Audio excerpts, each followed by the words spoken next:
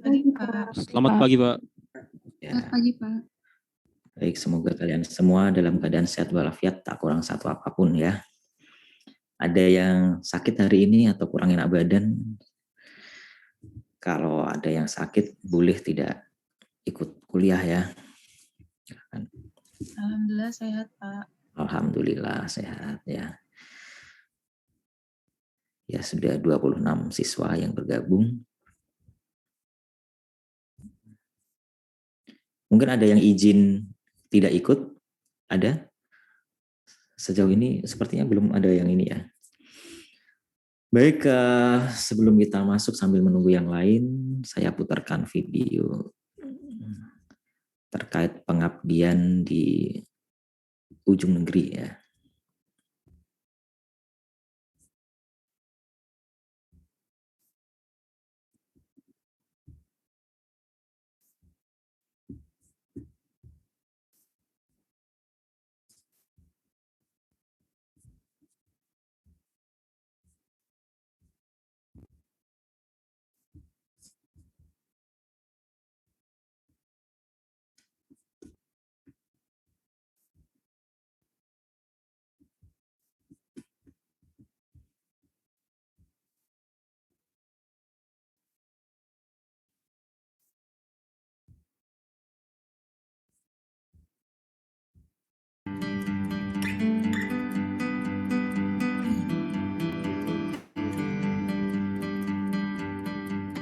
Rasa cinta yang besar membawaku mengabdi di batas negeri. Ya, aku ingin memanfaatkan usia mudaku agar memiliki arti. Pengabdian itu artinya apa ya? Menyerahkan diri untuk berbakti kepada negara, tidak berharap apapun, tidak mengharapkan balasan apapun. Fokus tujuannya ikhlas agar negara ini menjadi negara yang lebih baik lagi. Karena bagiku masa muda hanya sekali dan tua itu tak pasti.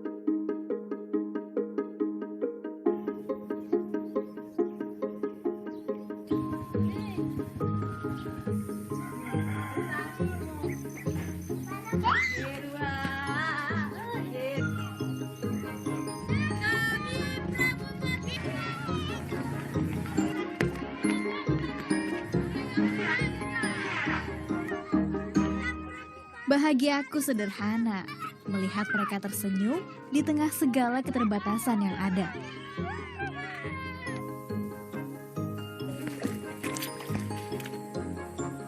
Mereka adalah anak-anak didikku. Anak-anak batas negeri yang tak menyerah pada kondisi.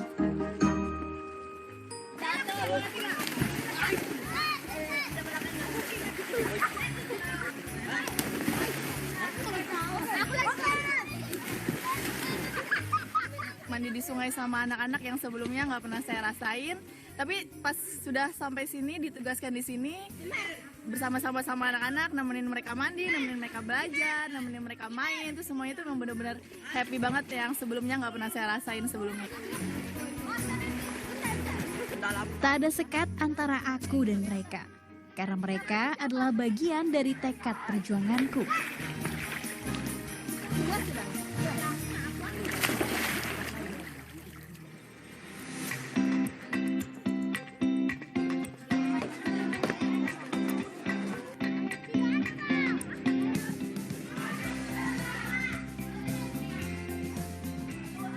Namaku Revi Dewi, pengajar muda yang belajar untuk mengabdikan diri untuk negeri.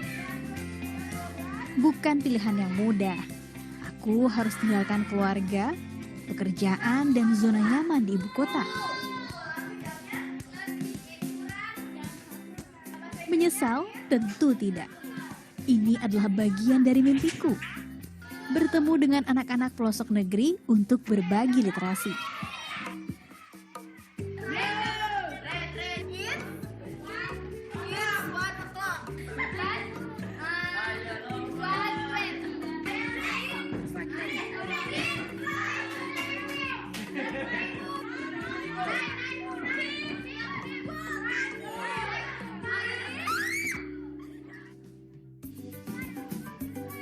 Meski di sekolah kami belum ada perpustakaan, namun semangat membaca mereka sangat tinggi.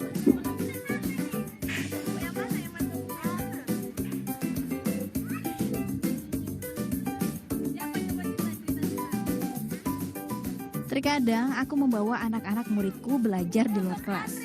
Belajar sambil bermain dengan alam sekitar. Sebenarnya kalau anak-anak belajar itu kalau di kelas sih sering bosan, jadi suka nggak betah lama gitu kalau anak-anak belajar di kelas. Tapi kalau ketika mereka dibawa ke alam kayak gini, meskipun di sekitar sekolah tapi dengan belajar bersama alam, bersama pohon-pohon tuh mereka tuh asik aja gitu. Apalagi dibawa main sambil belajar, jadi juga nggak berasa kalau dia tuh sebenarnya lagi belajar gitu. Bu, kok cepet banget sih Bu, jamnya habis. Lagi lah Bu, belum selesai nih saya gitu.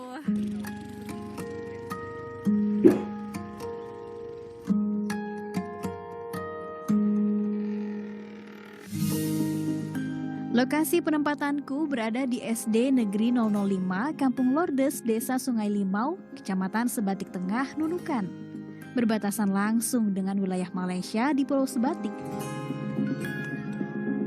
Kampung ini dijuluki juga sebagai Kampung Timor karena mayoritas warganya berasal dari Nusa Tenggara Timur. Meski berada di Kalimantan Utara, budaya Timor sangat khas di sini. Total ada sekitar 245 kepala keluarga yang tinggal di sini. Kebanyakan mereka masih memiliki sanak saudara yang jadi pekerja migran di Malaysia. Orang-orang di sini ya orang-orang dari timur seperti Ende, Momere, Larantuka, dan Lembata. Semua orang ini adalah mantan-mantan PKI, tetapi waktu 1998 ada pemutihan besar-besaran di Malaysia, maka masyarakat NTT ini dideportasi ke Nunukan dan ke Sebatik sini.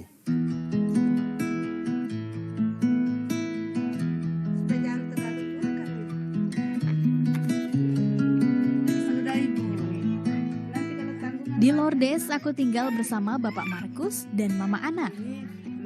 Mereka seperti keluargaku sendiri. Tak ada sekat di antara kami.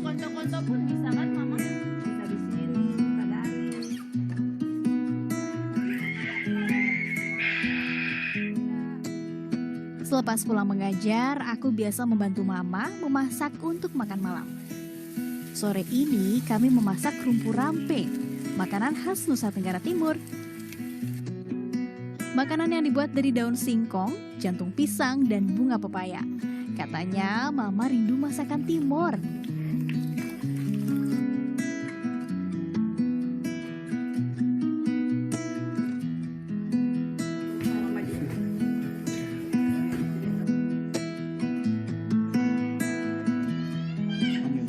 Bahagia itu tidak selamanya mewah, tidak dengan harta yang biasa orang kota pikirkan yang apa-apa. Bahagia itu uang. Tapi di sini saya merasakan kebahagiaan juga dengan orang-orang di sini, bentuk-bentuk kesederhanaan, toleransi, kasih sayang, dan kekeluargaan. Itu saya sudah merasa cukup sangat bahagia.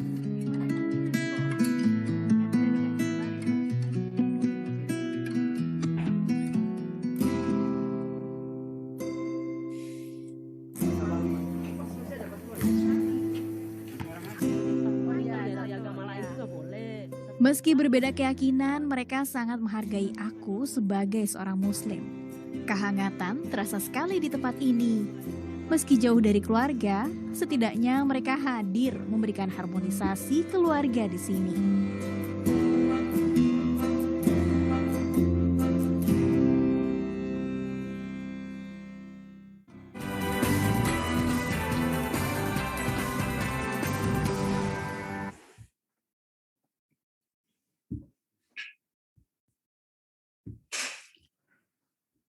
Ya itu tadi sekilas tentang pengajar muda yang mengabdi di Pulau Sebatik. Ya, Pulau Sebatik itu dibagi dua ya, yang selatan Indonesia, yang utara Malaysia di Nunukan sana ya, di Kabupaten Nunukan, Kalimantan Utara sekarang. Ya bagaimana dia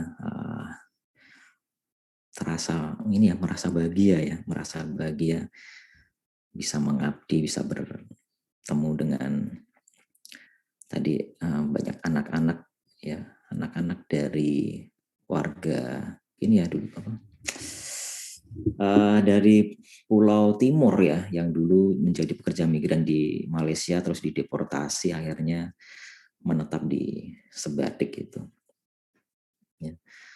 Bahwa dia tadi ya tidak berharap apa-apa ya, dia bisa bahagia bukan hanya sekedar dari uang ya, tapi bisa bermanfaat bagi orang lain, itu merupakan bagian tersendiri baginya ya.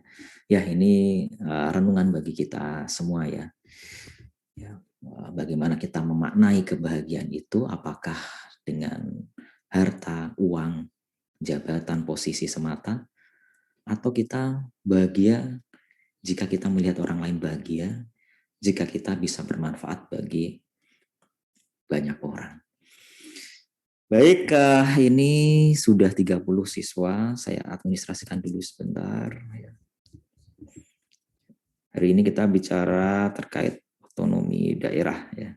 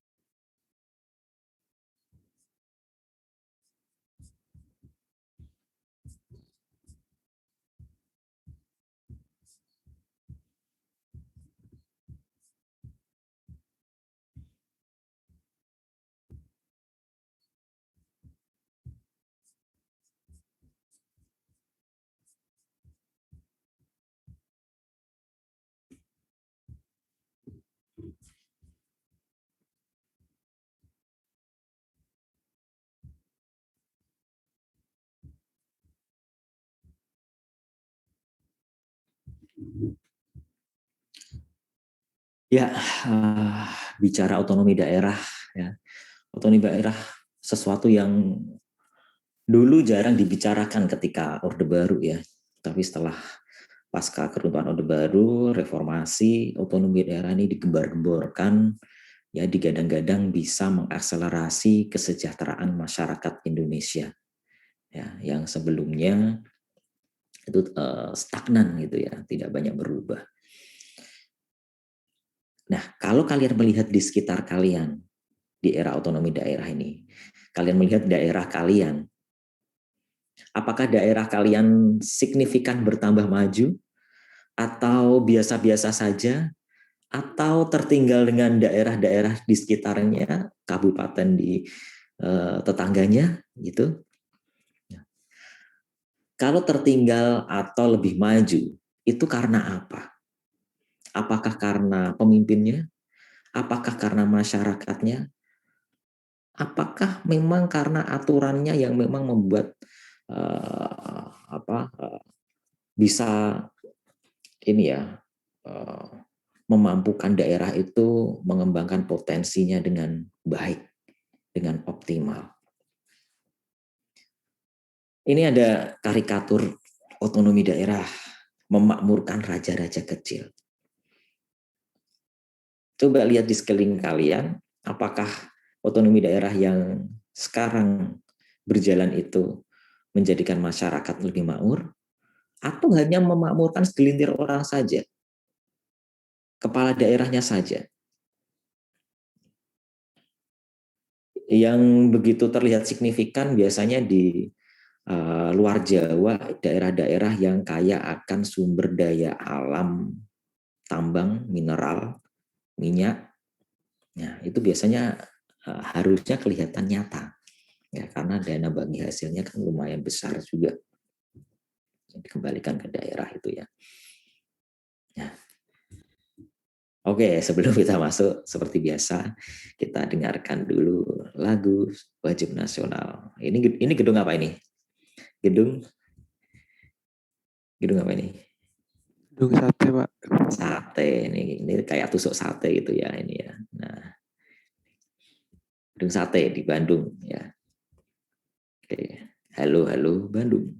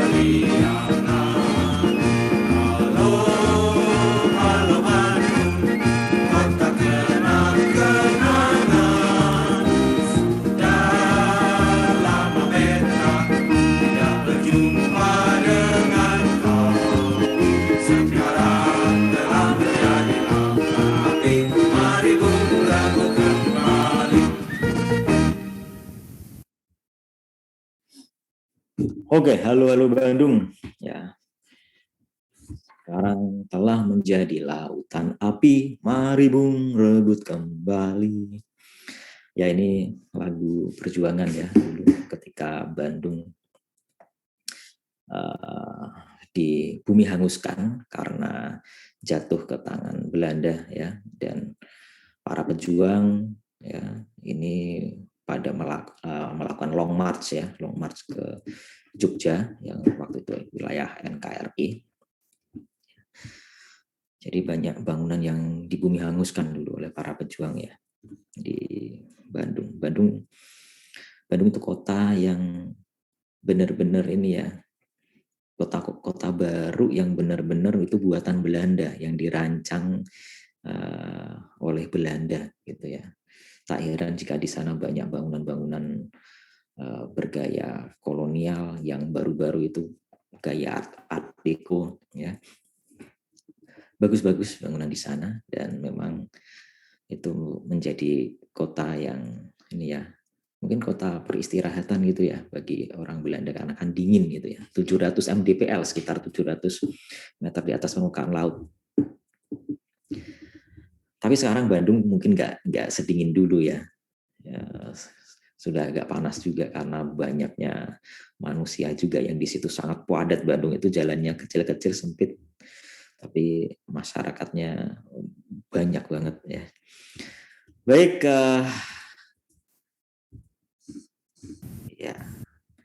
22 tahun otonomi daerah. Kalau sekarang ya sudah sekitar 23 tahun lah, kurang dikit lah. Ya, ini video tahun lalu ini. Bagaimana ya dinamika otonomi daerah yang berlangsung di Indonesia? Coba kita saksikan sebentar video berikut.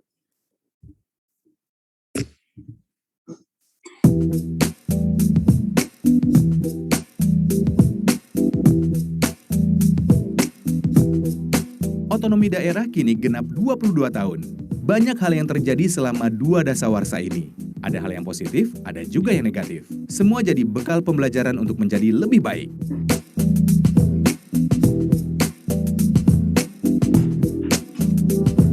Singkatnya, begini. Di tahun 1903, kolonial Belanda mengeluarkan Stadsblad nomor 329 yang memberi peluang dibentuknya satuan pemerintahan yang mempunyai keuangan sendiri. Ini kebijakan otonomi daerah pertama yang diberlakukan di Indonesia. Pada tahun 1945, pemerintah mengeluarkan Undang-Undang nomor 1 tahun 1945 yang menitik beratkan asas dekonsentrasi, mengatur pembentukan komite daerah, KND, karesidenan, kabupaten, dan kota berotonomi. Undang-Undang nomor 22 tahun 1948 menyebutkan bahwa daerah negara RI terdiri dari 3 tingkat atau provinsi, kabupaten atau kota besar, desa atau kota kecil. Masing-masing daerah berhak mengurus rumah tangga sendiri. Menurut Undang-Undang nomor 1 tahun 1957, daerah otonom diganti dengan istilah daerah swatantra. Wilayah RI dibagi menjadi daerah besar dan kecil. Tahun 1996, pemerintah melalui Kepres nomor 11 tahun 1996 menetapkan 25 April sebagai Hari Otonomi Daerah. Tahun 1998 terjadi krisis ekonomi. Presiden Soeharto lengser karena tekanan mahasiswa yang berdemo. Pak B.J. Habibie kemudian naik. Dia merasa Indonesia bisa lebih baik jika setiap daerah diberi kewenangan yang seluas-luasnya untuk mengurus dan mengelola daerahnya masing-masing sesuai prakarsa dan inisiatifnya. Lahirlah Undang-Undang Republik Indonesia nomor 22 tahun 1999. Daerah diberi wewenang penuh kecuali urusan politik luar negeri, pertahanan, peradilan, moneter, dan lain-lain. Undang-undang baru ini disambut penuh semangat. Sampai dengan 2004 terbentuk daerah otonomi baru sebanyak 7 provinsi dan 115 kota dan 26 kabupaten.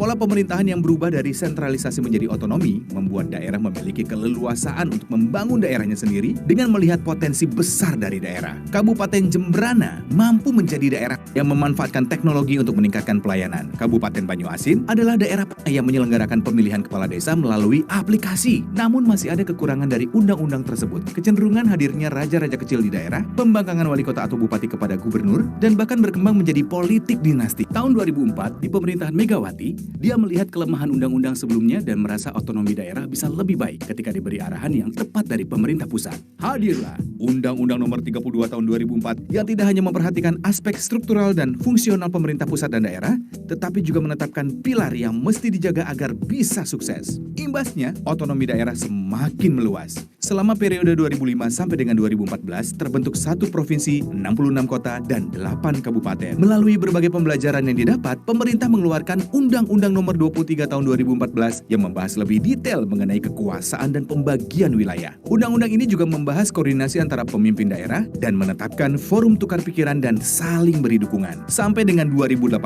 sudah terbentuk total daerah otonom sebanyak 34 provinsi dan 542 kabupaten atau kota. Sejak itu, pemerintah pusat melakukan segala upaya untuk mendukung dan mendorong pemerintah daerah untuk menemukan identitasnya dan terus mendunia. Untuk menghadapi persaingan dunia dan tantangan revolusi industri 4.0, daerah wajib terus berinovasi untuk menciptakan sistem dan penerapan teknologi yang optimal atau smart city. Maka setelah melalui proses refleksi tentang otonomi daerah selama 22 tahun ini, satu sisi inilah yang kemudian memicu kami untuk mengembangkan smart city. Smart city adalah sebuah kota cerdas. Bagaimana masyarakat dilayani dengan sebaik-baiknya dan bahkan tidak hanya sekedar baik, tapi bagaimana dilayani dengan cepat, kemudian dengan tepat, dan juga dengan akurat. Kota Semarang meningkatkan ekonomi daerah dengan penerapan e-government dan open government. Mereka kini berkembang menjadi pusat ekonomi yang sukses. Hari ini proses mengurus izin usaha menengah kecil itu sangat cepat. Jadi para pengusaha UMKM itu cukup dengan membawa surat keterangan domisili, RT, RW, dibawa ke kelurahan, kemudian diteruskan ke kecamatan, kecamatan langsung inline dengan Dinas Koperasi, dan hari itu juga izin usaha menengah kecil itu jadi. Banda Aceh membangun kota cerdas dengan pendekatan kearifan lokal. Islamic Smart City pertama di Indonesia, bahkan di dunia. Kota Pontianak melayani semua kebutuhan warga dan wisatawan dengan satu aplikasi bernama Gencil. Pelayanan meliputi kuliner, wisata, acara, harga pangan, hingga melaporkan keluhan. Pendapatan pajak bisa dipantau secara online dan langsung. Kota Ambon meningkatkan PAD dengan teknologi melalui pajak daerah online. Selain itu, banyak kisah sukses daerah lainnya. Tapi perjuangan masih belum selesai. Banyak daerah yang butuh dukungan dan kontribusi kita. Otonomi daerah masih akan terus berbenah dan menjadi lebih baik lagi. Membangun daerah dari pinggiran sesuai nawacita Presiden Jokowi.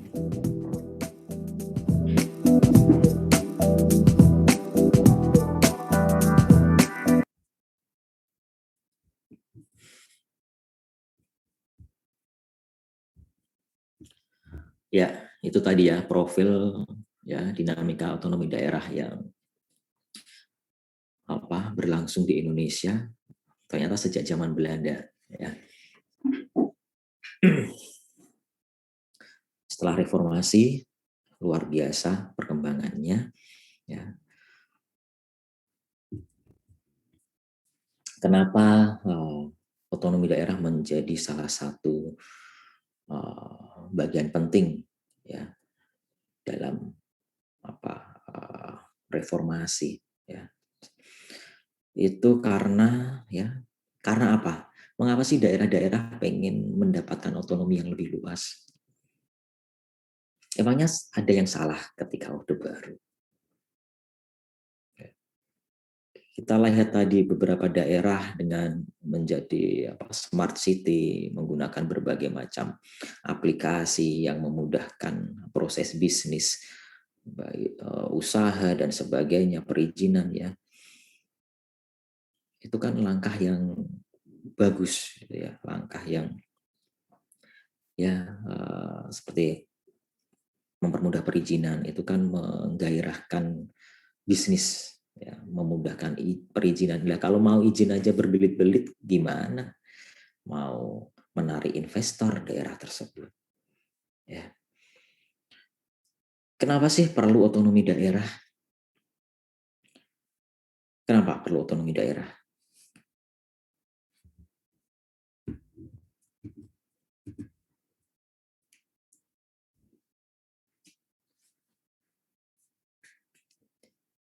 Kalian nggak bisa ini ya membayangkan, maksudnya dulu di daerah itu sebelum reformasi dan sesudah reformasi, atau pernah dengar cerita-ceritanya gitu dulu. Coba di antara kalian mungkin ada bisa sharing di sini daerah kalian yang kalian anggap mungkin berhasil. Silakan yang mau sharing. Mungkin tidak terblow up di media karena media akhir-akhir ini kan lebih banyak ngeblow up COVID ya. Nah ini mungkin nggak terblow up di media. Silakan kalau ada yang mau sharing terkait daerahnya, kabupatennya, tempat tinggalnya. Wah dulu kayak gini Pak, sekarang luar biasa ini, banyak turis yang datang, banyak ini wisatawan. Kemarin sebelum COVID tuh, waduh, luar biasa, banyak festival, banyak. Silakan yang mau sharing. Ada daerahnya yang signifikan mendapatkan manfaat yang nyata dari otonomi daerah ini.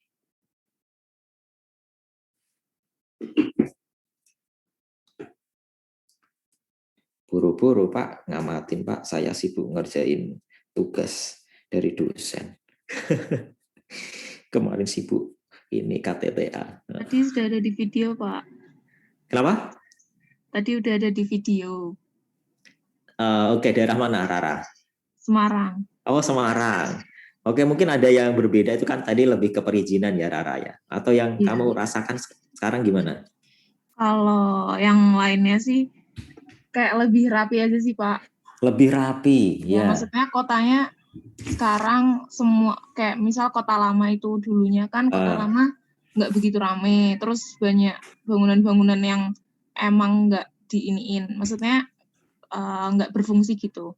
Terus sekarang semenjak kota lamanya dibenerin, tuh sekarang banyak kafe-kafe baru, terus kayak ya sekarang Holy Wings juga ada di Holy Kota Wings. Lama. Maksudnya Oke. banyak ya kayak gitu Pak. Jadi Jadi kota hidup ya. jadi hidup gitu Pak. Oke. Ya, di Semarang itu kan ada kota tua yang bahkan itu kota tuanya itu lebih besar daripada Jakarta, kota tua Jakarta ya. Ada gereja Belenduk ya, dari stasiun Tawang gereja Belenduk, terus banyak lagi di situ ya, dan bangunannya sekarang lebih terawat dan lebih tertata sehingga untuk kegiatan turisme itu udah layak gitu. Nggak seperti dulu yang terbengkalai, banyak yang terbengkalai ya.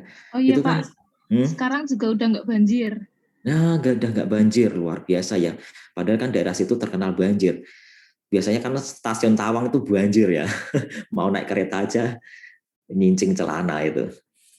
Nggak banjir ya, udah lama nggak banjir ya Rara ya? Iya Pak, kalau daerah situ udah nggak banjir, tapi kalau yang Genuk ke sana itu masih. Oh, oke.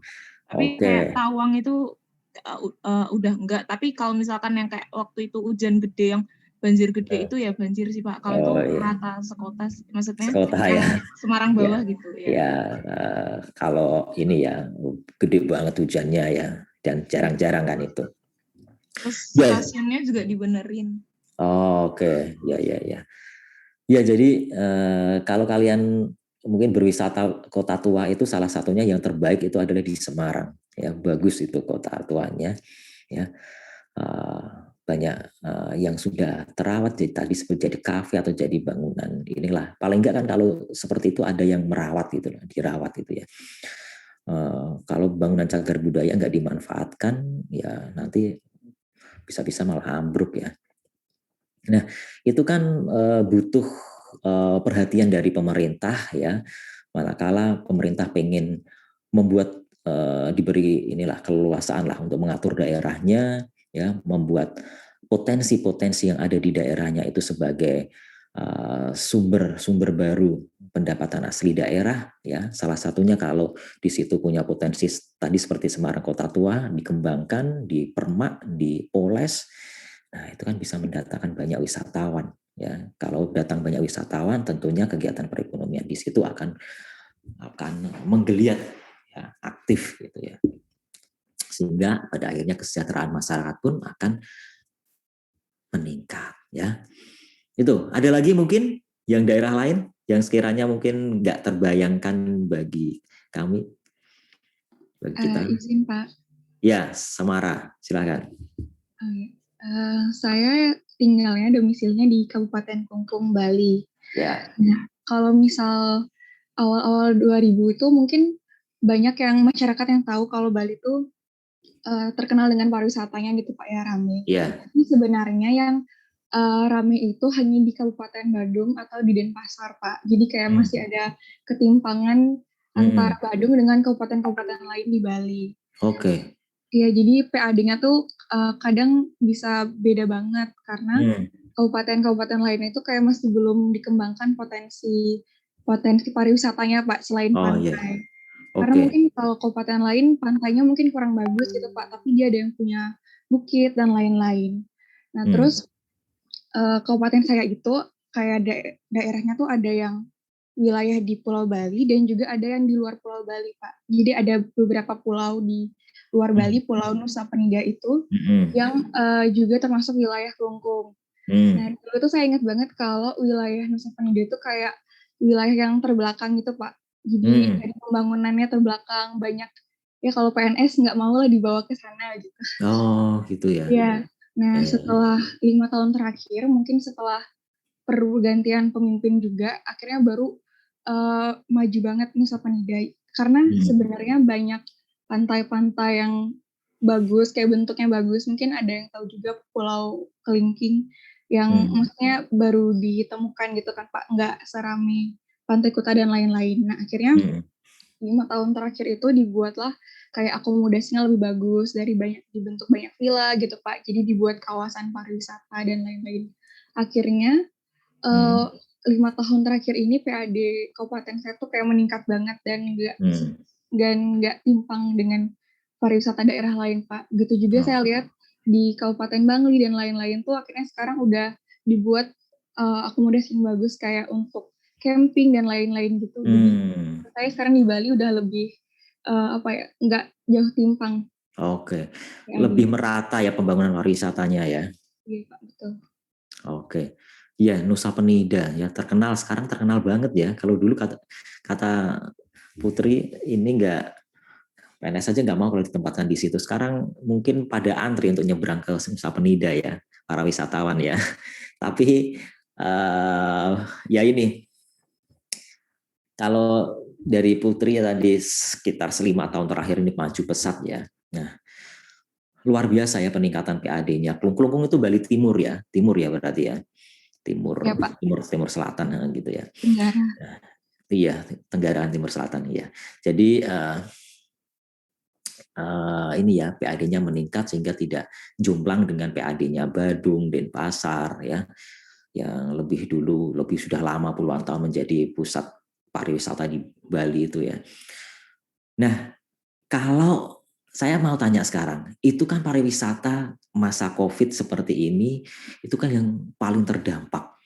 Itu gimana, Putri, sekarang ini? Apakah ada program dari pemerintah setempat untuk switch gitu lah dari pariwisata ke bidang lain yang sekiranya itu masih bisa membuat masyarakatnya, ekonomi masyarakatnya masih bisa menggeliat? Ada programnya seperti itu atau gimana, Putri? Kalau program setahu saya kayaknya nggak ada program khusus yang membantu gitu Pak ya. Soalnya memang sebagian besar masyarakatnya tuh kerja di bidang pariwisata. Jadi kayak beberapa akhirnya yang ada yang PHK atau mungkin belum dipekerjakan sementara ini lebih banyak kayak buat usaha kecil gitu Pak, UMKM. Ya, jadi kayak jualan-jualan di pinggir jalan tuh kayak jualan makanan gitu-gitu. Nah, kayaknya programnya mungkin sekarang walaupun PPKM begini Pak lebih nggak terlalu diperketat untuk pengawasan ke UMKM-nya Pak. Jadi waktu ini ada sempat walaupun misalnya ada batas jualan sampai jam 8 tapi kayak nggak diperketat banget. Oke. Baik, ya memang serba susah ya ini ya. Di satu sisi butuh pengetatan, di sisi lain masyarakat juga butuh untuk hidup karena negara juga tidak bisa 100% menanggung biaya hidup masyarakat ya. Ya semoga ini ya pandemi ini segera berakhir, dan saya dengar Bali mungkin yang paling siap untuk ini ya memulai ini ya, karena tingkat vaksinasi sudah lebih dari 50% kalau nggak salah di Bali ya, dan mungkin tingkat penularan ini COVID juga nggak setinggi di Jawa ya. Oke, ya semoga segera berakhir supaya geliat ekonomi di daerah, di semua daerah di Indonesia bisa baik kembali ya, karena waduh ini semoga sajalah segera turun ya ini sudah masih 33 ribuan penularannya, kemarin kasus baru 33.000, sekitar 33.000 ya sudah turun dari puncaknya sekitar 56-57. Semoga terus turun ya, jangan ini belum capai puncak ya, semoga puncaknya sudah tercapai ya kemarin ya. Ya dimulai dari kita sendiri sadar prokes ya. Ya di sini otonomi daerah sendiri itu pemberian wewenang ya pemerintah pusat kepada Pemda ya, agar bisa secara mandiri dan berdaya membuat keputusan mengenai kepentingan daerah. Jadi daerah ini diberi wewenang, diberi keleluasaan, ya kebebasan untuk aktif, ya, untuk kreatif, untuk inovatif, mengembangkan daerahnya sesuai dengan potensinya masing-masing.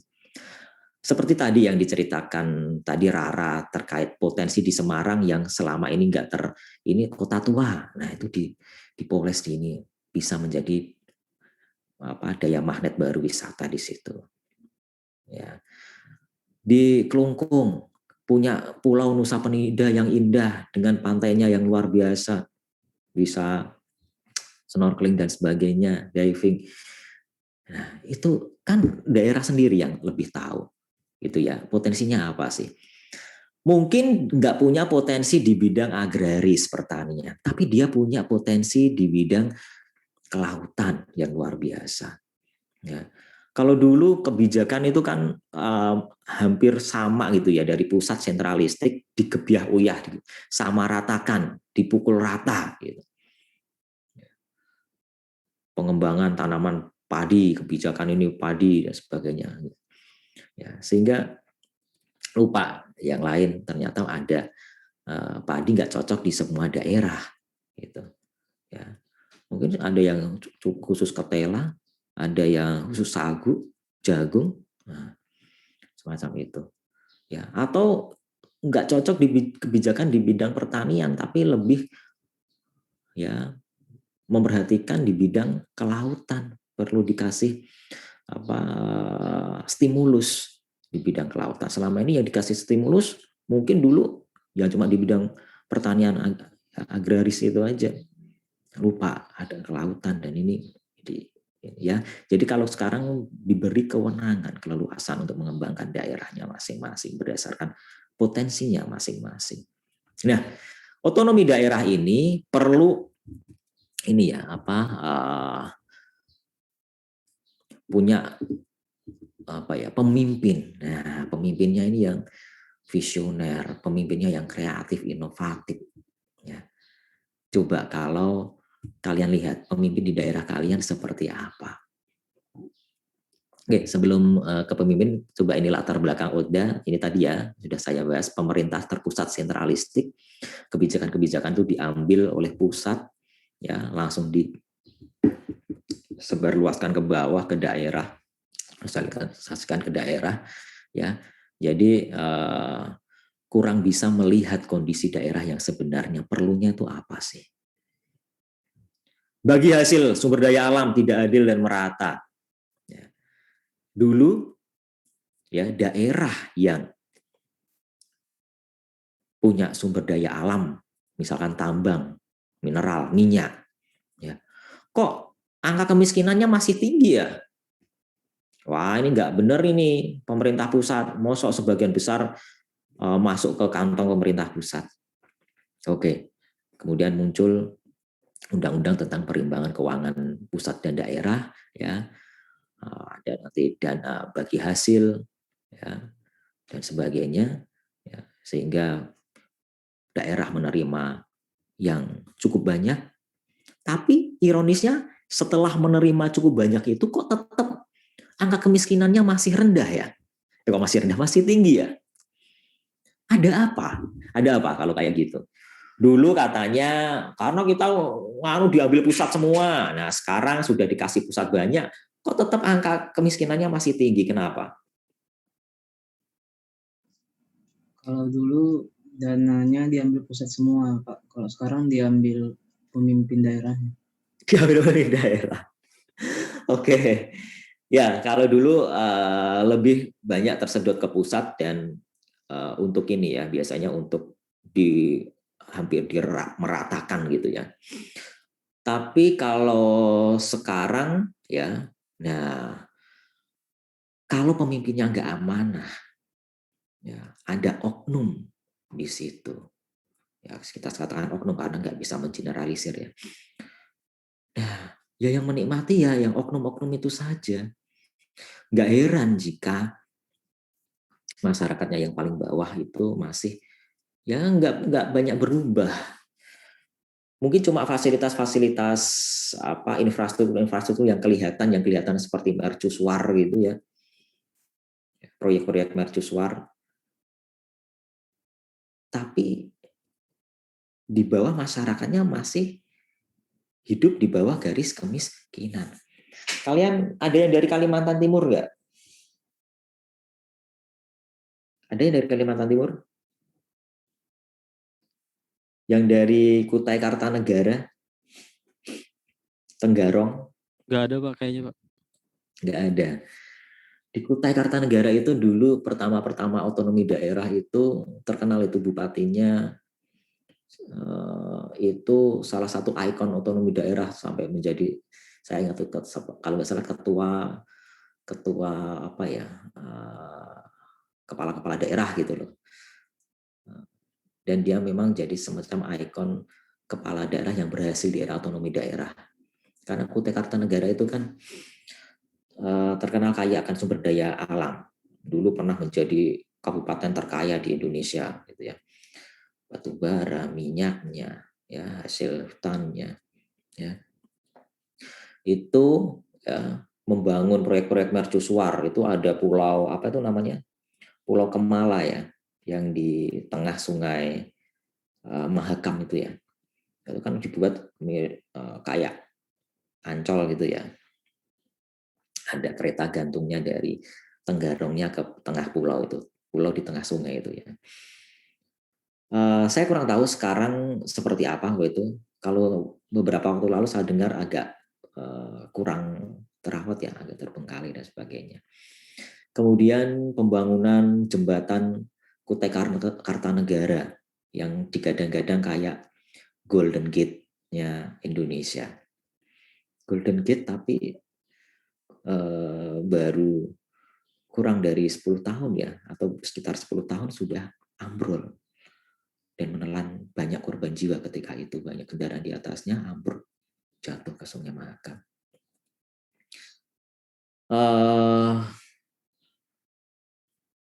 Anaknya yang melanjutkan Pak itu siapa, Pak Sokani itu ya, itu yang Bu siapa itu, Kiki ya, Kiki siapa itu, lupa saya.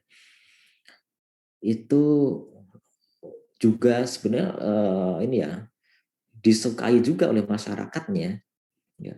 Sampai dia royal juga sama masyarakatnya, didatangkan grup band internasional, grup rock ya, Sepultura itu ya, itu kan untuk menghibur masyarakatnya, ya. Dan banyak inilah, dan digadang-gadang dia jadi calon gubernur Kaltim periode berikutnya. Nah, baik Pak Sokani, almarhum ya, Pak Sokani itu sudah almarhum, sudah meninggal beliau. Sama ini anaknya Kiki itu kan bupati ya. Nah, tapi sayangnya mereka tersangkut kasus ya dengan KPK tentunya. Pak Sokani sudah ini dulu terus dibebaskan, enggak lama kemudian itu meninggal kalau nggak salah karena sakit ya, dibebaskan karena sakit. Ini yang anaknya Bu siapa itu yang perempuan itu, ini sepertinya masih mendekam di tahanan kalau nggak salah, belum dibebaskan sekarang ini. Ya jadi itu loh apa, seorang kepala daerah itu punya wewenang yang lebih luas. Makanya tadi di slide pertama itu ada istilah memakmurkan raja-raja kecil, ya, atau membuat raja-raja baru kecil ya. Karena ini ya kekuasaannya luar biasa besar, wewenang untuk pemberian izin, ya izin apa perkebunan, izin macam-macam lah, pertambangan ini itu yang sekiranya tidak perlu yang pusat ya. Itu kan izin-izin itu yang ini ya, yang banyak suapnya. Ya. Oke, itu jadi ini ya refleksi ya. Otonomi daerah itu sebenarnya konsepnya bagus, asal apa masyarakat dan pemimpinnya kompak. Kompaknya gimana? Ya, masyarakatnya ketika memilih pemimpin ya benar-benar pemimpin yang punya track record yang baik atau yang terbaik lah daripada dari di antara yang ada gitu ya. Kalau nggak ada yang terbaik banget. Tapi kalau masyarakatnya mau disuap 50.000, 100.000 untuk memilih calon pemimpin itu ya pemimpinnya akan mencoba untuk mengembalikan dengan apa mengambil sesuatu yang sebenarnya haknya masyarakat. Apakah mau kalian menggadaikan ya beberapa tahun kepemimpinan seorang pemimpin yang tidak amanah sehingga kabupaten tempat tinggal kalian tidak berkembang? Ya, macam itu. Dan ini kesenjangan sosial latar belakang berikutnya ya. Kesenjangan sosial itu masih lebar banget ya, juga antara penduduk desa dan kota itu perbedaannya luar biasa. Nah, dengan otonomi daerah diharapkan daerah itu mampu mengembangkan potensinya masing-masing. Ya, dengan lihat kompetensinya, bisa mengembangkan perekonomian di situ. Tidak perlu masyarakat itu berbondong-bondong urbanisasi ke kota, menambah beban kota. Di kota menimbulkan masalah baru karena mereka tidak punya skill yang mumpuni. Nah, itu ya. Jadi mungkin di antara kalian nanti ada yang nanti bisa jadi pemimpin daerah, bisa jadi. Ya, bisa jadi. Jadilah pemimpin yang amanah. Nggak tahu loh, bonus loh. Tuhan yang menentukan ini jalan kalian. Ya. Kita manusia kan hanya ngelakoni aja, menjalani aja kan. Oke, gitu ya.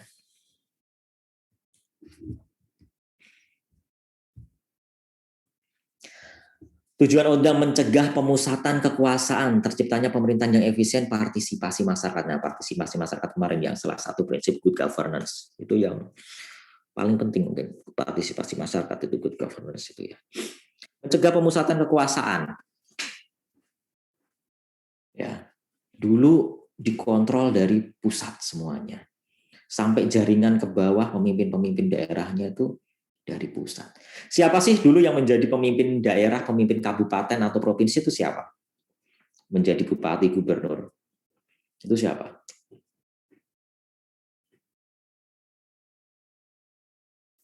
Ada yang tahu? Keluarga raja mungkin, Pak. Kerajaan Apa? di daerah. Keluarga kerajaan di daerah. Keluarga kerajaan di daerah enggak. Kecuali Jogja ya. Kalau Jogja ya. Itu aja Jogja ya gubernur sama wakil gubernur aja. Kota kabupatennya enggak juga. Apa? PNS bukan Pak? PNS? PNS enggak PNS. PNS wah bisa jadi bupati, bisa jadi gubernur, luar biasa ya. Punya koneksi apa dia sampai ke atas? Siapa? Ayo, coba. Tentara mungkin, Pak. Tentara, betul sekali. Angkatan Darat terutama. Ya, TNI Angkatan Darat, ABRI dulu ya, ABRI Angkatan Darat. Ya. Kalau kamu misalkan ya sudah berpangkat kolonel, udah itu bupati. Jadi bupati, tinggal nunggu giliran aja ditetapkan jadi bupati. Maijen apa? Gubernur. Udah ya gitu. Ya ada beberapa yang sipil tapi nggak banyak ya. Sebagian besar militer. Ya, jadi terkomando, terpusat gitu ya. Mereka juga ini melakukan program ya sesuai kebijakan di pusat. Sehingga apa? Ketika yang jadi bupati misalkan ini ya ditunjuk given dari pusat, itu kan orangnya juga seringkali bukan orang setempat. Ya ada sih yang orang setempat, tapi seringkali bukan orang setempat, bukan penduduk putra asli daerah tersebut. Sehingga apa? Mereka mungkin tidak mengetahui permasalahan yang ada di daerah tersebut, apa potensi daerah tersebut sebenarnya itu belum paham benar, ya. Dan selama bertahun-tahun, ya puluhan tahun, itu ya daerah stagnan gitu aja, menjalankan pemerintahan ya sesuai arahan dari pusat saja, sehingga kreativitas inovasi itu mandek. Ya mungkin ada 1-2 yang kreatif gitu ya, tapi mereka mungkin juga tidak tertrigger, tidak terdorong untuk kreatif inovatif. Nah, coba misal ya bukan daerah kamu misalkan, dan kamu di situ itu sekedar menjalankan tugas sebagai bupati. Kalau kamu nggak punya passion menjadi seorang pemimpin, nggak punya keinginan untuk memajukan daerah yang kamu pimpin, ya wes stagnan ya daerahnya. Ya, itu yang terjadi dulu. Ya, memang untuk kestabilan keamanan itu bagus banget. Ya, apalagi yang memimpin daerah seorang TNI. Ya, itu bagus. Tapi ya itu tadi, sebenarnya sesuatu yang bagus itu, kestabilan keamanan yang bagus itu perlu ditunjang kreativitas, inovasi agar kegiatan ekonomi lebih menggeliat, lebih terakselerasi. Nah itu yang sayangnya di situ yang kurang. Ya. Sebenarnya kan fondasi untuk pertumbuhan ekonomi kegiatan ekonomi itu kan kestabilan ya, keamanan daerah setempat itu kan. Nah, sayang itu nggak dimanfaatkan ya. Coba dulu kreativitas inovasi itu di challenge ya, bupati-bupati itu untuk ini menjadi yang terbaik, menjadi ini daerahnya. Wah, itu bagus banget itu, secara keamanan bagus, secara ini ya. Dan masyarakat saat itu juga lebih mudah diatur daripada sekarang karena belum terpapar sosmed, nggak ada sosmed ya. Jadi gampang diatur, nggak gampang terpancing hoax itu juga susah nyebarin hoax kayak gitu. Ya, itu tercipta pemerintahan yang efisien, ya anggaran yang diberikan, ya DAU, DAK dan sebagainya itu bisa untuk ini ya dianggarkan untuk program-program yang menjawab kebutuhan masyarakat. Kemarin dulu ya prinsip good governance, menjawab keinginan masyarakat ya, penyelenggaraan pemerintahnya bisa efektif efisien gitu ya. Anggaran yang sudah sedikit bisa digunakan untuk sebesar-besar manfaat masyarakat, bagi masyarakat, kebijakan yang berpihak pada masyarakat. Yang dibutuhkan masyarakat apa toh? Ya, itu kan seperti itu, terkait potensi ini kami butuh mungkin bibit ini, butuh pelatihan terkait budidaya ini, ya, macam itu yang efektif efisien. Partisipasi masyarakat. Nah, ini dengan ODA ya, masyarakat diberi ya keleluasaan untuk menyampaikan aspirasinya, untuk ikut mengawasi jalannya pemerintahan, ya berpartisipasi, mensumbang saran, ide untuk kemajuan bersama dalam pengambilan keputusan, ya macam itu.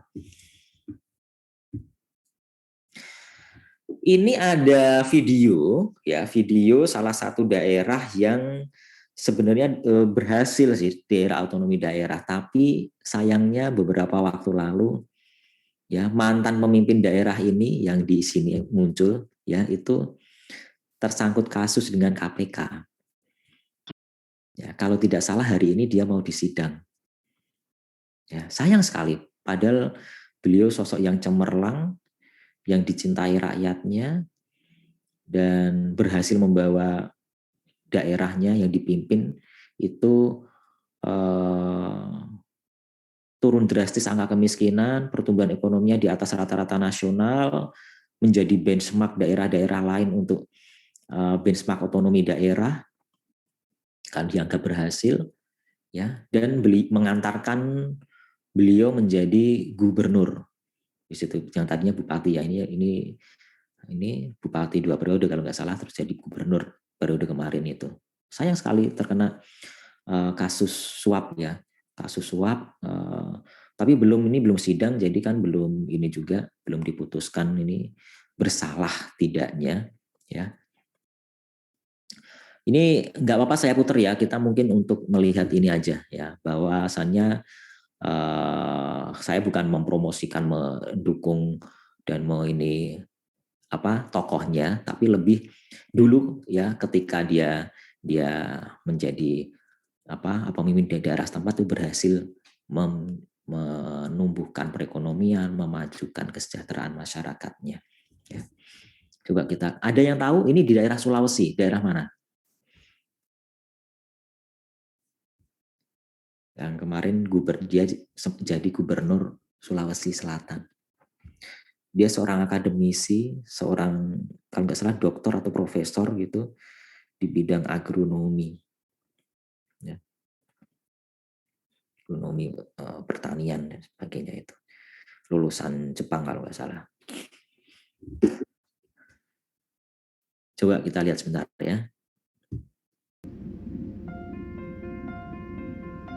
Sulawesi adalah bagian dari untayan 13.000 pulau Indonesia. Kekayaan alamnya pernah menjadi penyebab kolonialisme saat itu. Bantaeng adalah kerajaan pertama di Sulawesi, telah berdiri sekitar 760 tahun yang silam. Tanah bersejarah. Bantaeng kini adalah sebuah kabupaten bagian dari Provinsi Sulawesi Selatan. berjarak 123 km dari Makassar, ibu kota Sulawesi Selatan. Terdiri dari 8 kecamatan. Kabupaten Bantaeng memiliki alam 3 dimensi, yaitu bukit pegunungan, lembah dataran, dan pesisir pantai, berada pada ketinggian antara 0 hingga 1000 meter di atas permukaan laut. Memiliki penduduk berjumlah 182.000 jiwa, sebagai sumber daya manusia yang potensial untuk membangun bersama-sama.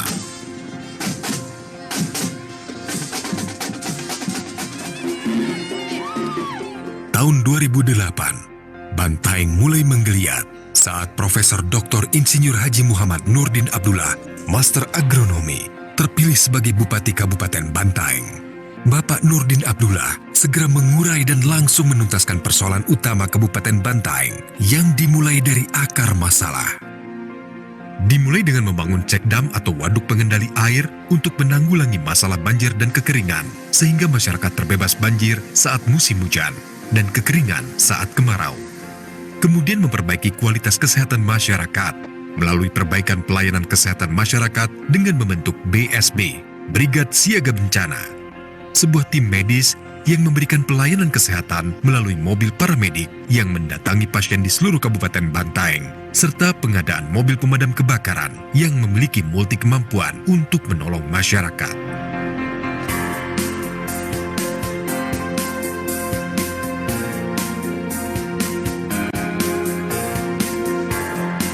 Pelayanan kesehatan adalah hak mutlak masyarakat dan menjadi kewajiban pemerintah untuk memberikan fasilitasnya. Selain rumah sakit umum reguler yang tersedia, Kabupaten Bantaeng memiliki tim medis yang bergerak menjemput pasien di seluruh pelosok Kabupaten Bantaeng. Melalui call center, tim medis yang beranggotakan 1 orang dokter, 1 orang perawat, dan 1 supir dapat segera menuju tempat pasien menggunakan ambulans. Dengan peningkatan layanan kesehatan seperti ini, angka kematian dapat ditekan. Termasuk upaya peningkatan kualitas kesehatan terlihat juga pada indikator usia harapan hidup yang mencapai 73 tahun. Pendidikan adalah proses mencerdaskan bangsa dan menjadi faktor penting dalam kualitas pembangunan mental. Meningkatnya secara signifikan jumlah lulusan dari tahun ke tahun, serta menurunnya jumlah anak putus sekolah merupakan parameter keberhasilan program pendidikan Kabupaten Bantaeng.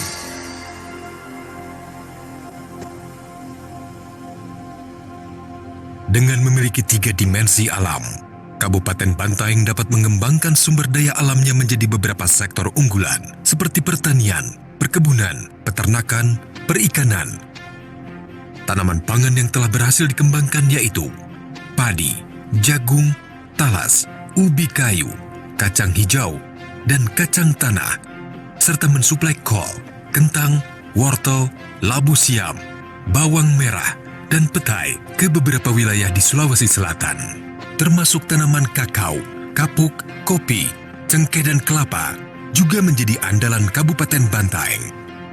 Pengembangan sentra produksi beberapa komoditas unggulan sehingga dapat menjadi penghasil benih dan bibit unggul, berupa pemenihan dan pembibitan talas yang nantinya akan diekspor. Sedangkan di bidang peternakan dikembangkan ternak ayam, sapi, kuda, dan kambing. Budidaya rumput laut telah berhasil merubah perekonomian masyarakat pesisir menjadi masyarakat yang berpenghasilan memadai di bidang perikanan. Sektor pertanian, peternakan, perkebunan, perikanan, dan kehutanan memberikan kontribusi terbesar pada PDRB, pendapatan domestik regional bruto Kabupaten Bantaeng. Pengembangan pariwisata akan menjadi pemicu bagi perkembangan sektor transportasi, hotel, rumah makan, industri, dan perdagangan. Budidaya tanaman buah berperan mendorong jumlah wisatawan lokal yang berkunjung ke Kabupaten Bantaeng. Inilah objek-objek wisata Kabupaten Bantaeng. Pantai Seruni saat ini menjadi magnet wisata yang dekat dengan pusat kota. Sambil menunggu sunset dengan panorama Laut Flores yang indah menawan pada senja hari, serta suasana hangat penuh dengan pohon berhias lampu pada malam hari, dan menikmati kuliner khas Bantaeng.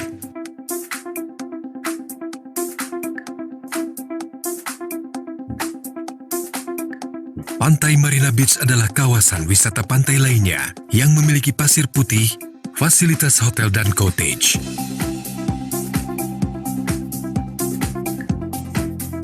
Sarana olahraga pantai dan tenis lapangan.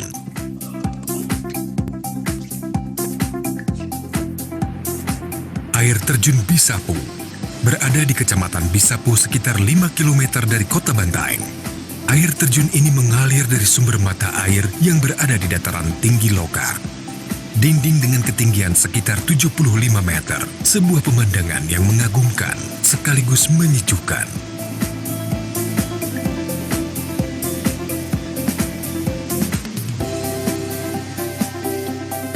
Budidaya stroberi di dataran tinggi Kecamatan Uluweri menjadi daya tarik tersendiri bagi pengunjung karena dapat memetik sendiri buahnya.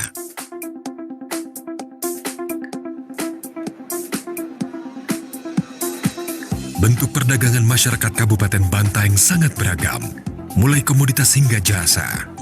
Pemerintah Kabupaten Bantaeng memberikan dorongan dengan memberikan kemudahan-kemudahan perizinan usaha dengan ketentuan yang berlaku.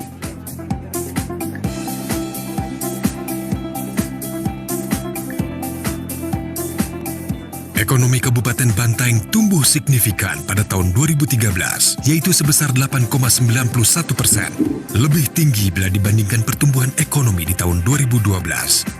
Tahun 2013 adalah tahun keempat pertumbuhan ekonomi yang tumbuh di atas 7%, dengan harapan membawa pengaruh positif bagi iklim investasi dan semakin baiknya ekonomi masyarakat Kabupaten Bantaeng.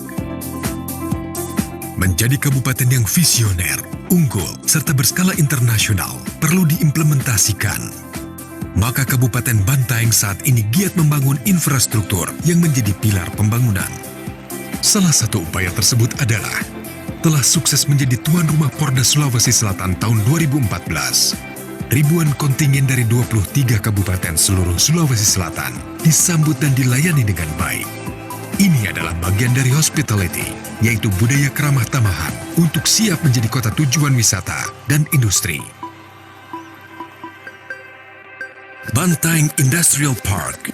Kabupaten Bantaeng saat ini tengah merancang sebuah kawasan industri yang terintegrasi dengan beberapa aktivitas industri lainnya dengan membangun pabrik pengolahan mineral, dari mineral mentah menjadi produk mineral siap ekspor. Kawasan ini meliputi kantor administrasi, taman, utility zone atau kawasan serbaguna, processing and manufacturing zone, metallurgical plant zone, dan dermaga atau pelabuhan. Didukung oleh beberapa perusahaan internasional. Oke, itu tadi ya profil Bantaeng ya, dengan yang sebelumnya dia daerah yang relatif tertinggal di Sulawesi Selatan berubah bertransformasi menjadi daerah yang diperhitungkan, daerah yang bisa menjadi benchmark bagi kabupaten-kabupaten lainnya. Coba kalian lihat tadi katanya alamnya 3 dimensi gitu ya. Ya kalau alam kan memang 3 dimensi ya. Mungkin maksudnya lebih ke topografinya itu bervariasi ya, dari dataran rendah ya sampai ke dataran tinggi. Dataran rendah bahkan ke lautnya, pantainya bisa dikembangkan tadi budidaya rumput laut yang bisa meningkatkan secara signifikan kesejahteraan masyarakatnya ya. Di daerah dataran rendah pertanian agraris tadi yang produk andalannya ada talas ya. Bahkan talas ya. Ternyata talas itu cukup diminati di pasar ekspor. Ya, sehingga tadi dikembangkan dengan cara kultur jaringan agar diperoleh kualitas bibit yang sama dengan indukannya ya. Itulah salah satu wujud pengembangan potensi yang ada di daerah tersebut, dan juga potensi yang di gunung. Nah, ini bisa untuk sayur-sayuran, wortel ya, kol, dan tadi ada stroberi, buah-buahan yang hawanya yang cocok di hawa dingin gitu ya. Jadi kalau bukan masyarakat setempat, siapa lagi yang tahu potensi sebenarnya dari daerah tersebut? Itulah ketika pemimpinnya mampu menjawab ya permasalahan yang ada di masyarakat. Tadi permasalahan awalnya Ini loh, Bantaeng itu seringnya banjir ketika hujan, kekeringan ketika kemarau. Oh ya, bikin waduk, gitu. Dibikin waduk, ya. Dan banyak lagi tadi ya, agar masyarakatnya bisa beraktivitas, melakukan kegiatan perekonomian dengan lancar, harus sehat dulu. Nah, fasilitas kesehatan diperbaiki. Ya,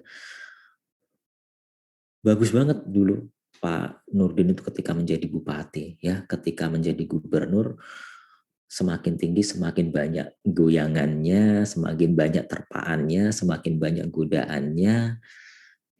Ya, apesnya ya itu ya. Kalau nggak salah suap 2,5 miliar atau apa ya. Tapi belum ini ya.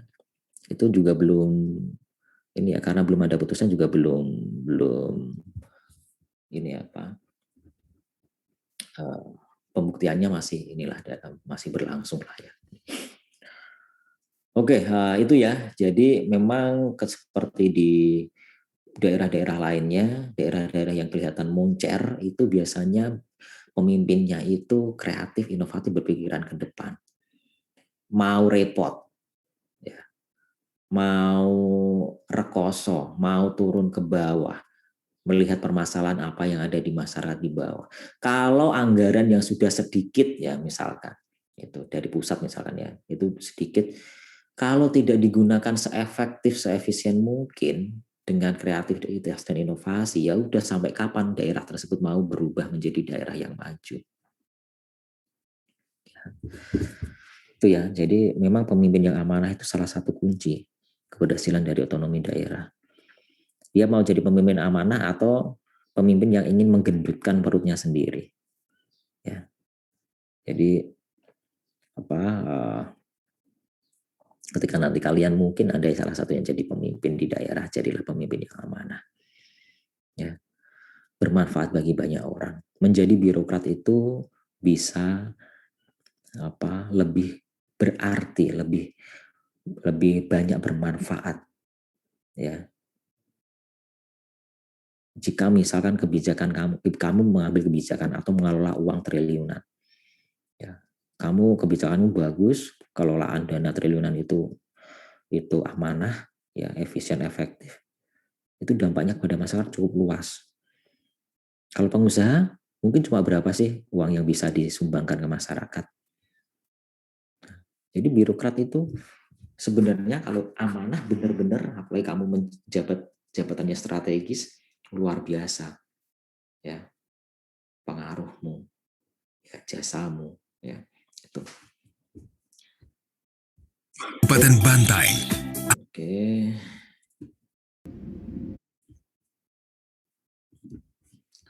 Prinsip otonomi daerah, ya, ini efisiensi dan efektivitas sudah kita bahas.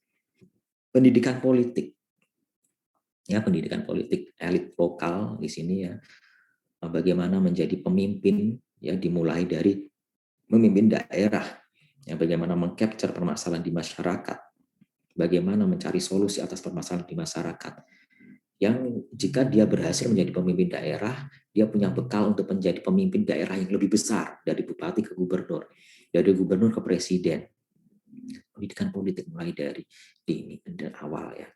Karir politik, ya, ini tadi mirip-mirip juga. Stabilitas politik, ya, jadi jika pemimpinnya misalkan ya, pemimpinnya dari daerah setempat sendiri gitu ya, dari putra daerah, tentunya stabilitas politik akan lebih terjaga ya, daripada kalau yang jadi pemimpinnya bukan dari daerah tersebut ya. Ya, itu bisa diireni lah ya, diseri ya, diiri oleh masyarakat, tokoh-tokoh lokal setempat. Kesetaraan politik, bahwasanya masyarakat punya hak yang setara, hak kewajiban yang sama, ya, dipilih ataupun memilih dipilih, ya, menjadi wakil rakyat atau menjadi kepala daerah, ya. Akuntabilitas politik, ya, ini dapat dipertanggungjawabkan, apa-apa yang dilakukannya, langkah-langkah politiknya bisa dipertanggungjawabkan.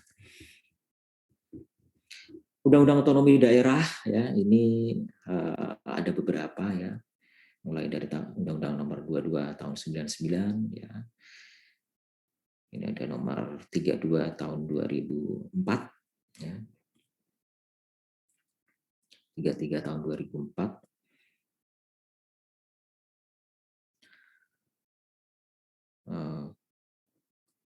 Kalau tidak salah yang satu itu tentang pemerintahan daerah itu, ya, itu kok sama. Nah, di buku ada ya di ini ya.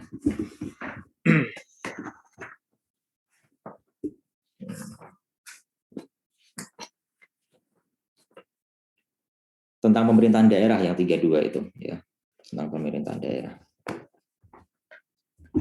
Nah, yang 33 tentang perimbangan keuangan pusat dan daerah, ini penerimaan hasil hutan, ya, ini 20% untuk pusat, 80% untuk daerah. Dana reboisasi 60% untuk pusat, 40% daerah. Pertambangan umum perikanan 20% pusat, 80% daerah. Luar biasa nih pertambangan umum dan perikanan ini. Ya, daerah tuh harusnya bisa memanfaatkan ini. Kalau minyak memang sebagian besar ke pusat, ya, karena ini menyangkut hajat hidup orang banyak kalau minyak. Panas bumi 20 pusat, 80 daerah.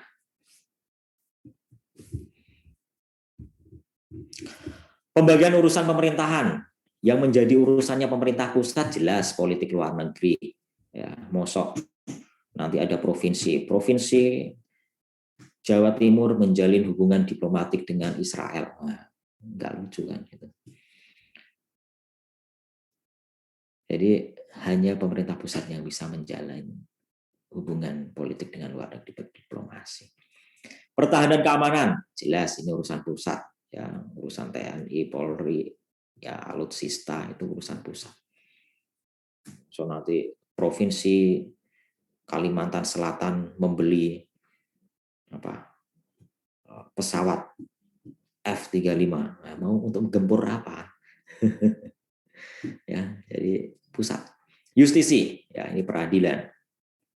Ya, ini peradilan pusat, ya, berlaku untuk seluruh wilayah Indonesia, satu hukum. Ya. Moneter dan fiskal jelas ini terpusat, ya, ini moneter oleh Bank Sentral, fiskal oleh Kementerian Keuangan. Kalau beda-beda uangnya beda-beda, waduh, suku bunganya beda-beda, jauh berbeda, wah, bisa runyam ini ya. Kita kan negara kesatuan ya, KRI. Agama juga urusan pusat, ya, bukan urusan daerah. Ya, jadi penentuan agama yang diperbolehkan di Indonesia ada 6, itu yang pusat yang ini ya mengatur. Nanti di salah satu provinsi bisa ada 10 agama yang resmi, waduh, nggak bisa seperti itu. Ya, pusat yang mengatur. Kalau yang kewenangan Pemda, penyediaan sarana prasarana umum, penanganan bidang kesehatan, bidang pendidikan, pendudukan catatan sipil, ketenagakerjaan, ataupun penanggulangan masalah sosial. Otonomi daerah, ya, political equality ini tadi ya, kesetaraan, ya, hak kewajiban masyarakatnya dalam berpolitik, ya, dipilih memilih menjadi wakil rakyat ataupun kepala daerah. Ya. Local accountability, ya, jadi ini punya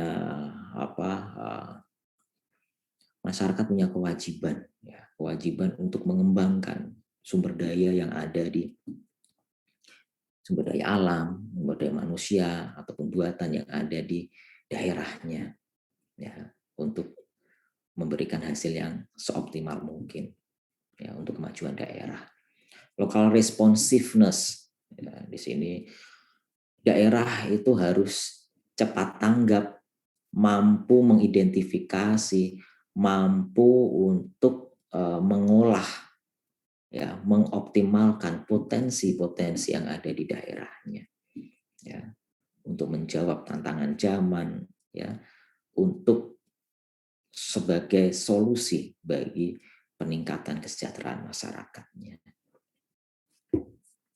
Sudah selesai. Mungkin ada yang bertanya atau mau sharing di sini terkait otonomi daerah. Tadi sudah mungkin ada yang menarik itu ya di daerah kalian ya, yang perlu di-share gitu ya. Kalau di Jakarta ini tadi kan ada aplikasi-aplikasi itu ada Clue. Ada yang dari Jakarta di sini? Pernah menggunakan aplikasi Clue itu, Clue? Ada? Ya dari Jakarta? Tidak ada, Pak. Nggak ada yang dari Jakarta ini? Kan Clue itu bagus ya, melaporkan segala sesuatu yang ada permasalahan ataupun mungkin terkait layanan publik di situ. Jadi bisa ditangani secara cepat ya. Itu bagus itu ya. Dan saya kira di Jakarta sekarang ini, kalau Jakarta sendiri ya, saya lihat ya, itu sudah semakin humanis lah, semakin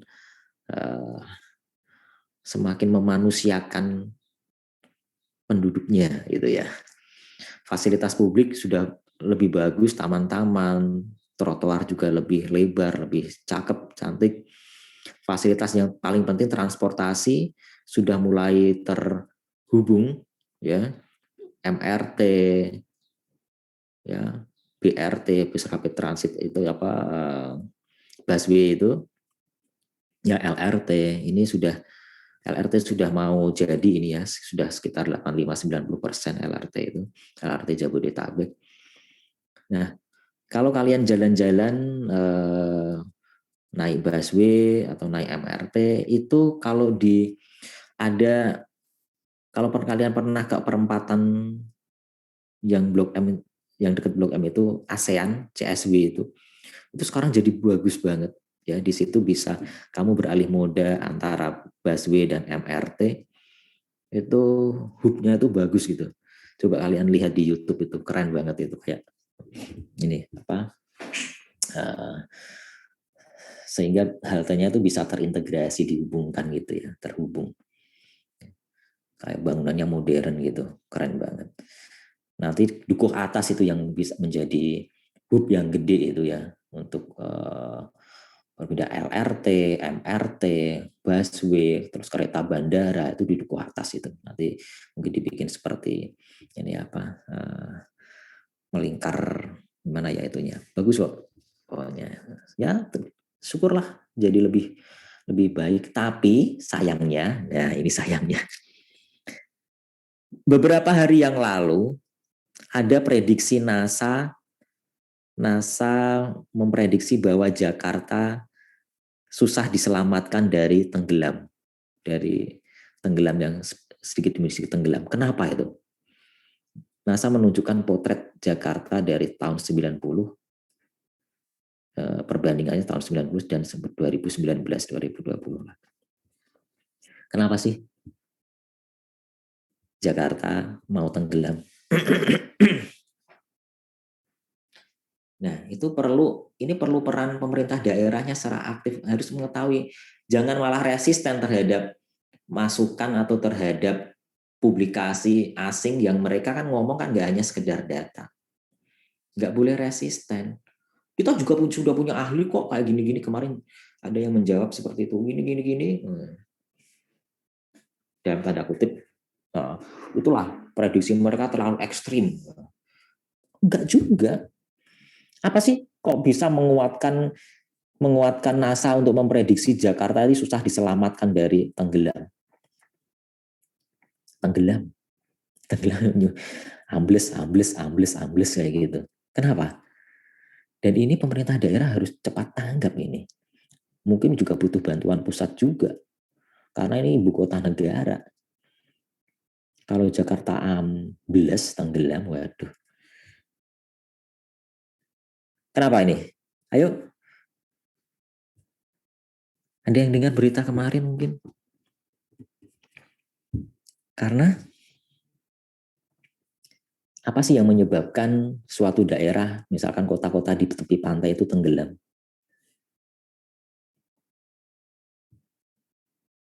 Apa?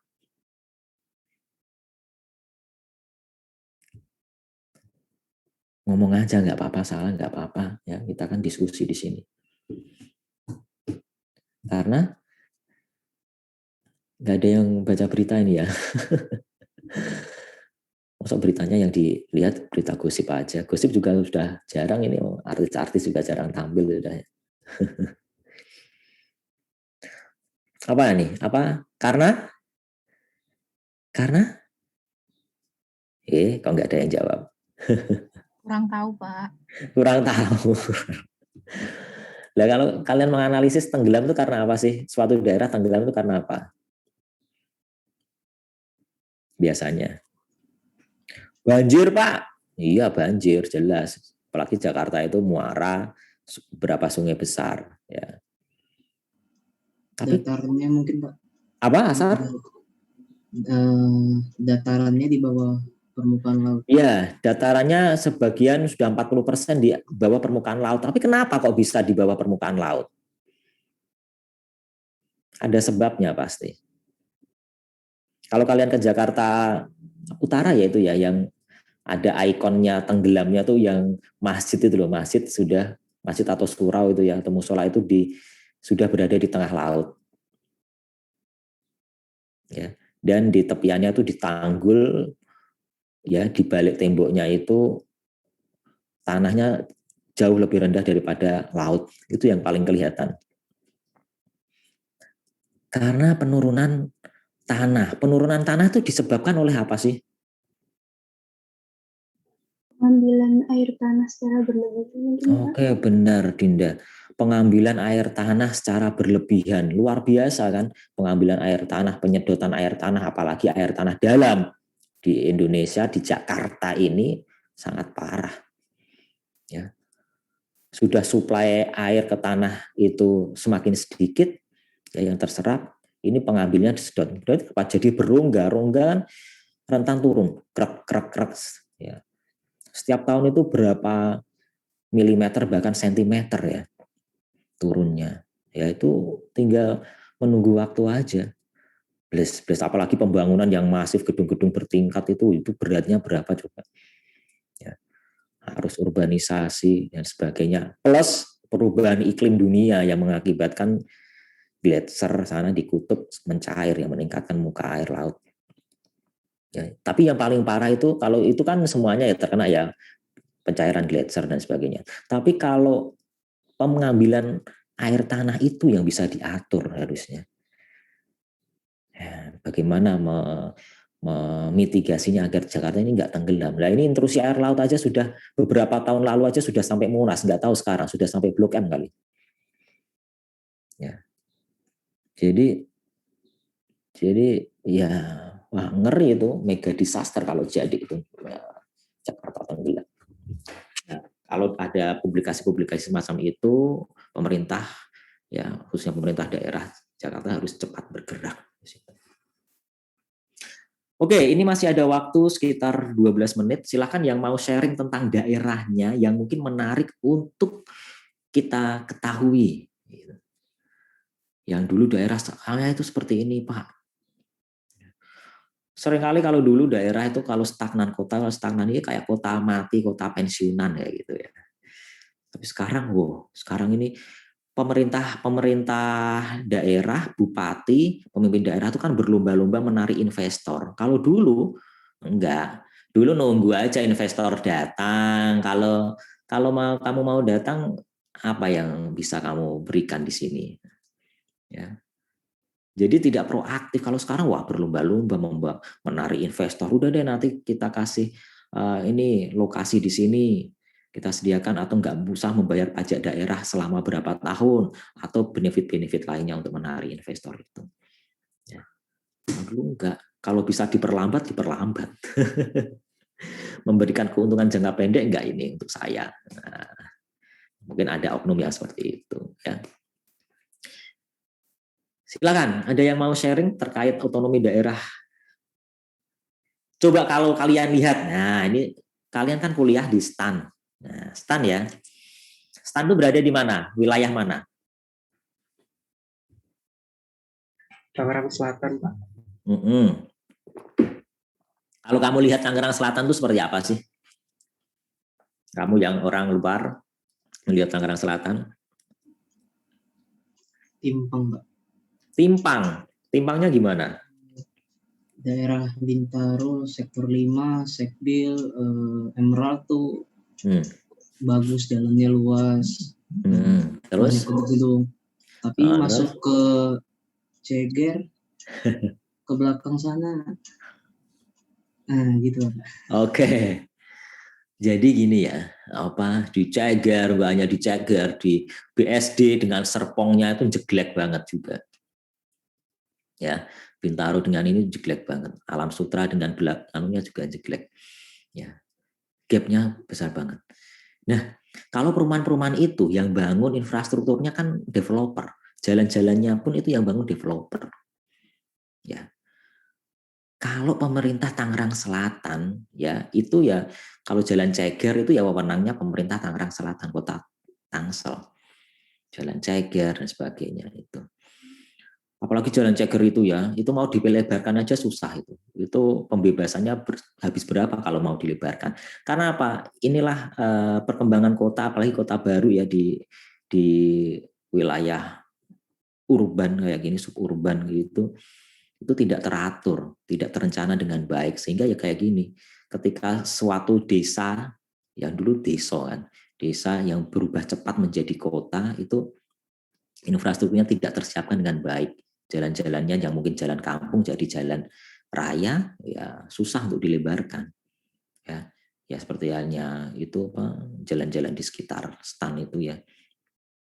Nah, kalau menurut kalian Pemkot Tangerang Selatan itu kaya atau sedang-sedang aja atau miskin?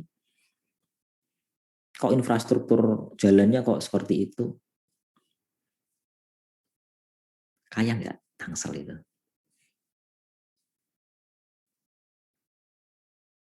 Halo? Jadi yang jalan raya yang buatannya Pemkot Tangsel yang benar-benar katanya jadi percontohan itu jalan Ciater itu loh, dekat rumah saya sana.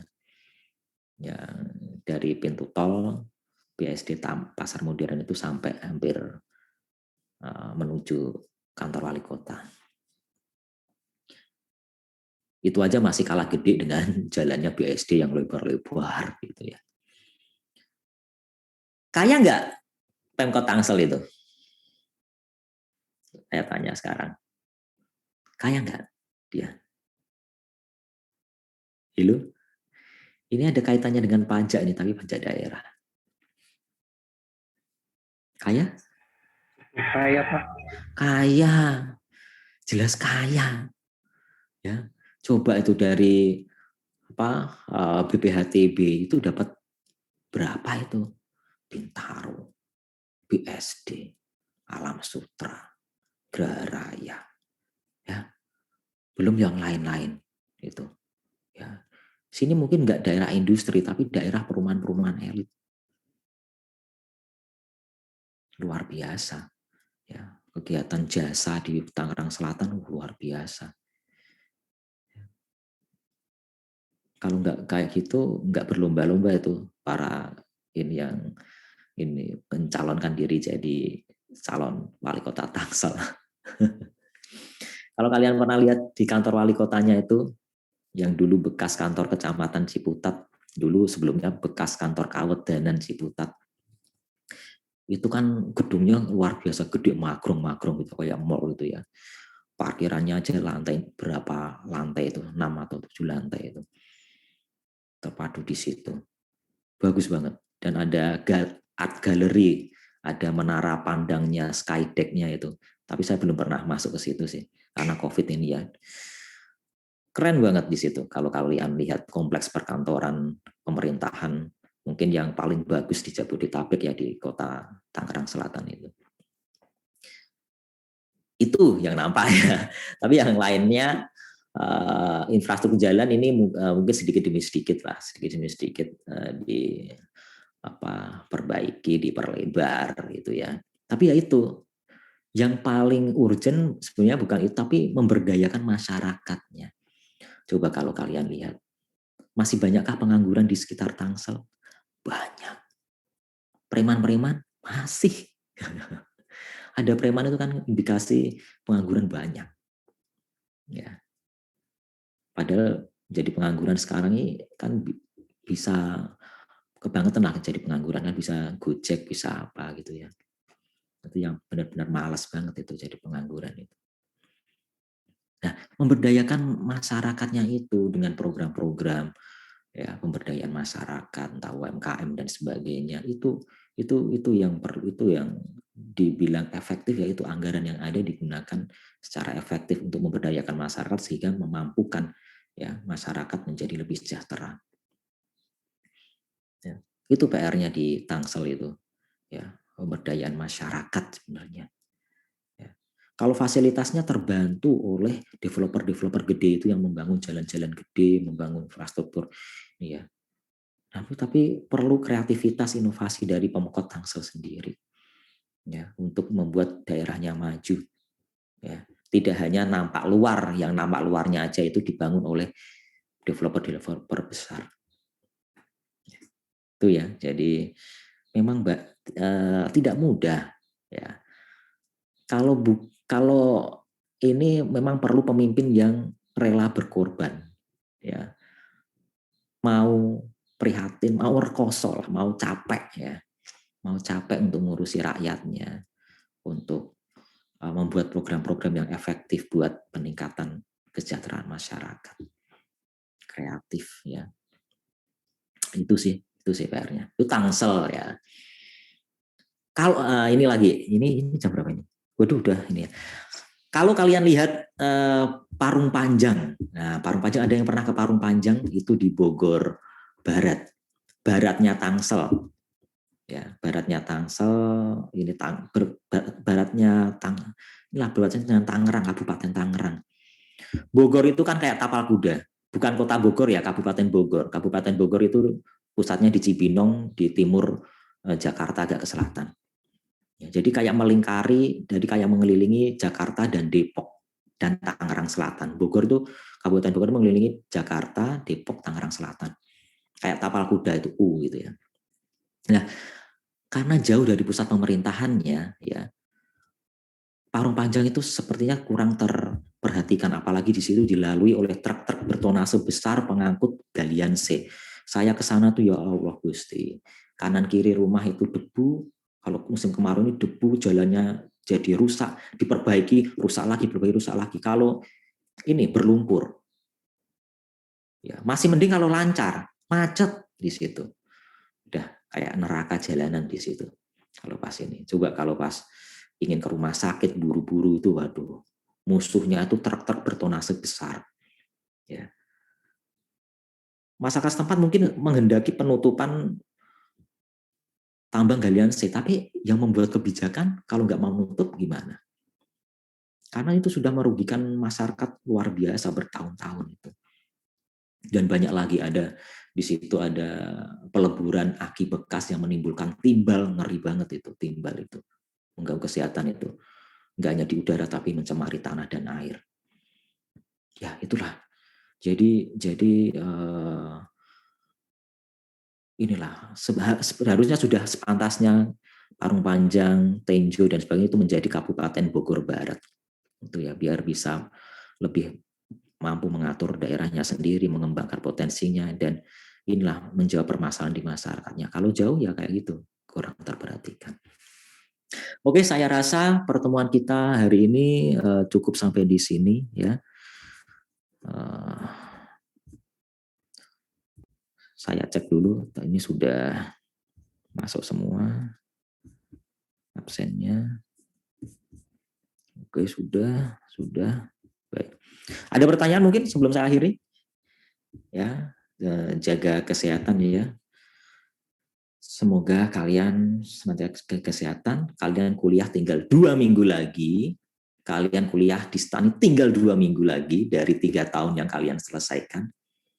Ya, yang kemarin hasil UTS-nya kurang memuaskan untuk semua mata kuliah, ya, tingkatkan, prihatin, bekerja keras 2 minggu ini demi masa depan kalian. Nikmati prosesnya itu, ya, nikmati prosesnya, ya. Insya Allah kalian dilancarkan, dimudahkan, lulus bersama, membanggakan orang tua kalian. Saya terdemotivasi, nggak ada alasan untuk terdemotivasi. Kalian harus mensyukuri posisi kalian saat ini yang diinginkan oleh banyak anak-anak seusia kalian. Posisi kalian saat ini itu luar biasa, nikmat syukur dari Tuhan. Baik, karena sudah ada alarm, Ya, saya akhiri pertemuan kita pagi hari ini. Ya, selamat mengikuti perkuliahan selanjutnya. Sampai jumpa pekan depan. Sehat selalu. Selamat pagi. Wassalamualaikum warahmatullahi wabarakatuh. Dadah. Waalaikumsalam Terima warahmatullahi kasih, Pak. wabarakatuh. Terima kasih banyak Pak, selamat pagi. Ya, selamat pagi sama-sama. Oke, saya akhiri.